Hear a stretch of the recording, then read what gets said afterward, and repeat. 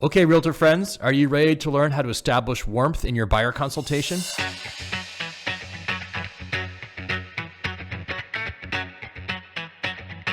It's Peter Chabris with Lockbox, and I want to go into the second of our 4 videos this month in how to prepare a good buyer consultation in anticipation of the NAR settlement buyer broker agreements coming right down the pike here in July.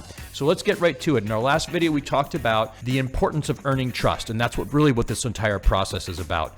The first step, establishing warmth, and I'm going to give you some very fundamental ways to go about quickly establishing warmth in your buyer consultation. Number 1, and this is the most fundamental one ever, is to smile. People simply feel more connected to you and more relaxed around you when you demonstrate some warmth through a smile. So don't forget, as wired and anxious and focused on the presentation as you may be, just taking a deep breath and smiling is going to win half the battle for you. Second thing you want to do is employ your mirror and matching techniques. Now, we've done some of these in the past and we'll do some more in the future. Being sort of congruous with people's body language, tone of speech, rate of speech is a great way to quickly get into a higher level of relatability and warmth. Finally, you want to move into the needs analysis. Now, the needs analysis is done many different ways by many different brokers, and there's a bunch of different ways to do it. They're all right. Figure out the one that's important for you.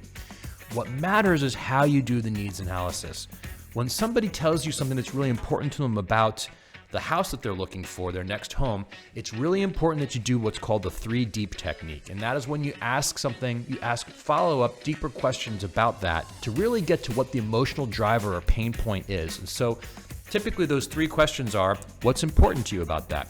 What will that do for you? And the third one, the one everyone skips, which is the most important one, is what will that ultimately do for you and your family?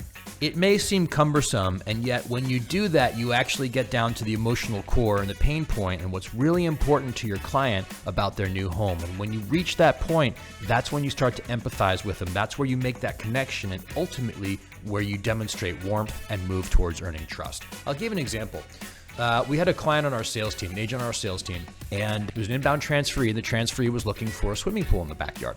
And so our agent said, well, what's important to you about that? And the buyer said, well, I want a place for our kids to swim in the backyard. And he said, well, what will that do for you? And the buyer said, well, we come from a place where we're at the country club, and we want them to be able to have the same experience of swimming in the backyard with their new friends. And then instead of skipping it, he did the last question, which is, what will that ultimately do for you and your family?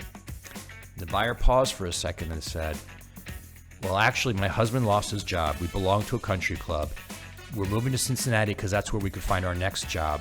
We're not going to be able to afford a country club here in Cincinnati, but I don't want our children's lifestyle and their experience growing up to be compromised. So it's important we get a pool here so they still experience and don't feel like they've had a step back in their quality of life. What a powerful third answer. And being able to connect with a buyer's needs and their emotional drivers and their pain, that's where empathy begins, and that's where you know you have established warmth with your client and you're moving towards trust. And so as you start doing all your consultations, whether they're listing consultations or buyer consultations, remember, it's that 3 deep technique that's really going to get to the core emotional drivers of your client's needs and open the way, pave the way for you to empathize with them as you help them through this interesting part of their life's journey.